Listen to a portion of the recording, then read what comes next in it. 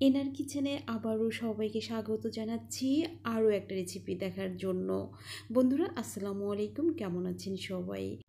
আশা করছি যে যেখানে আছেন ভালো আছেন এবং সুস্থ আছেন। আলহামদুলিল্লাহ আমিও ভালো আছি আপনাদের দোয়া নিয়ে। বন্ধুরা, এনার কিচেনের আয়োজনে আজকে রয়েছে দুধ দিয়ে তৈরি পরাটা আর ঘিয়ে ভাজা বাদামের সুজি। যদিও রেসিপি দুইটা খুবই সহজ, কিন্তু আমি আপনাদের জন্য আজকে তৈরি করেছি একটু ভিন্নভাবে। কিভাবে তৈরি করলাম বিস্তারিত আপনাদের সাথে শেয়ার করব।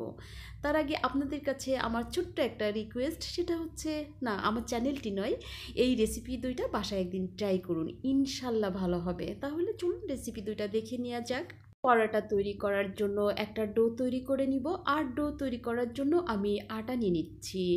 আমি আটা নিয়ে নিব, অর্থাৎ আমি 4/3 আটা নিয়ে নিব আর 1 ভাগ গুঁড়া দুধ দিয়ে দিব। তো আটা নেওয়া হয়ে গিয়েছে, এবার দিয়ে দিচ্ছি গুঁড়া দুধ।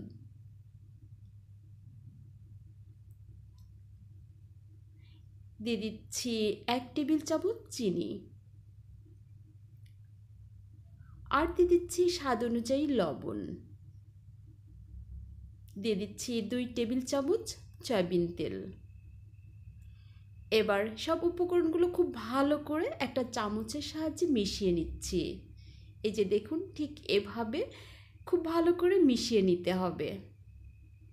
এবার দিয়ে দিচ্ছি দুধ। আর দুধ কিন্তু আগে থেকে জাল করা ছিল এবং দুধ হালকা একটু গরম আছে। এবার আমি হাত দিয়ে ভালো করে মেখে মেখে ডোটা তৈরি করে নিচ্ছি। এই যে দেখুন, আমি খুব ভালো করে মেখে ডোটা তৈরি করে নিয়েছি। এই যে দেখুন, এবার আমি ডোটা 20 মিনিটের জন্য রেখে দিব। এবার রান্না করে নিব সুজি। আমি সুজি রান্না করার জন্য চুলায় বসিয়ে দিয়েছি একটা পাতিল, আর দিয়ে দিচ্ছি ঘি। ঘিটা গরম হয়ে গিয়েছে, এবার দিয়ে দিচ্ছি সুজি। আমি 50 গ্রাম মতো সুজি রান্না করছি, খুব বেশি রান্না করব না। আপনারা চাইলে কম বা বেশি অবশ্যই রান্না করতে পারেন। তো দেখতে পাচ্ছেন আমি সুজিটা খুব ভালো করে ভেজে নিচ্ছি। এবার দিয়ে দিলাম 1 টুকরা দারুচিনি, আর দিয়ে দিলাম 3টা এলাচ। দিয়ে দিচ্ছি কিশমিশ।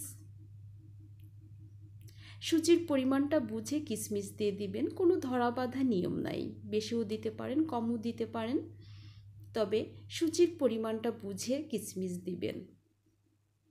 তো দেখুন, এভাবে ভেজে নিতে হবে। এই যে দেখুন, আমি ভেজে নিয়েছি। এবার আমি এই সুজিটা একটু ঠান্ডা করে নিব। আর দেখতে পাচ্ছেন আমি কিন্তু সুজিটা ঠান্ডা করে নিয়েছি। এবার দিয়ে দিচ্ছি দুধ।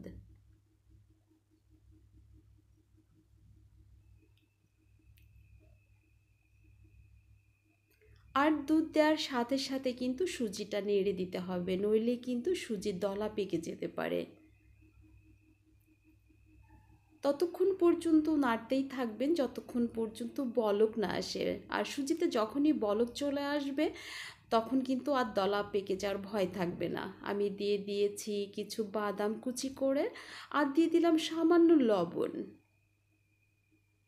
এবার দিয়ে দিচ্ছি চিনি।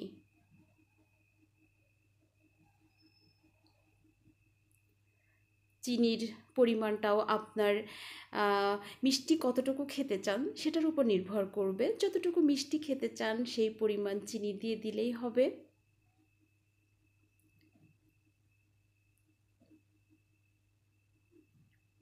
এবার দিয়ে দিলাম একটু ফুড কালার। ফুড কালারটা দিয়ে দিচ্ছি এ কারণে, এটা শুধুমাত্র দেখার সৌন্দর্য, আর কিছু নয়। আর এই ফুড কালারের জন্য স্বাদের কোনো হেরফের হবে না, দেখতে শুধুমাত্র সুন্দর হবে। আর দিয়ে দিচ্ছি গোলাপ জল।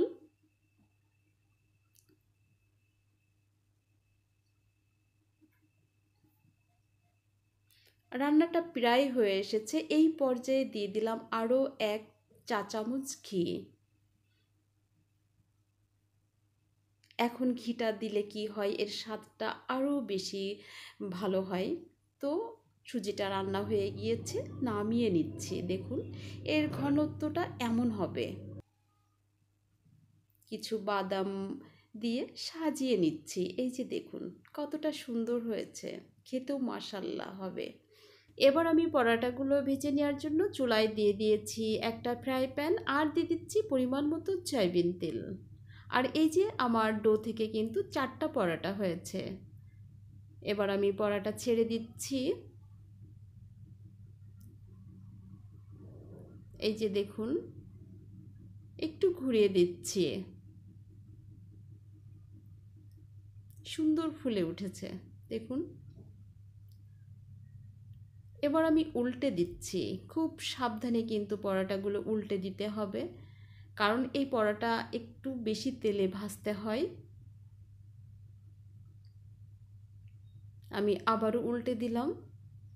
এই যে দেখুন, এবার তেল ঝরিয়ে তুলে নিচ্ছি।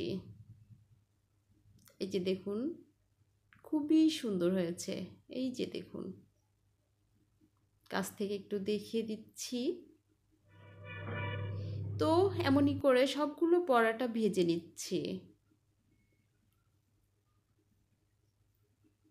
এই যে এটাও হয়ে গিয়েছে, তুলে নিলাম। আবারও আরেকটা পরাটা দিয়ে দিয়েছি। তো আমার সবগুলো পরাটা ভেজে নেওয়া হয়ে গিয়েছে। এই যে দেখুন বন্ধুরা, এতক্ষণ দেখলেন আমি কিভাবে দুধ দিয়ে পরাটা আর এই সুজিটা রান্না করলাম।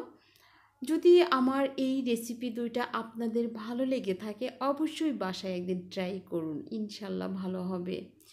আর অনেকক্ষণ কষ্ট করে আমার রেসিপি দুইটা দেখার জন্য আপনাদেরকে অসংখ্য ধন্যবাদ। আবারও দেখা হবে নেক্সট কোনো রেসিপিতে। সে পর্যন্ত সবাই ভালো থাকুন, সুস্থ থাকুন।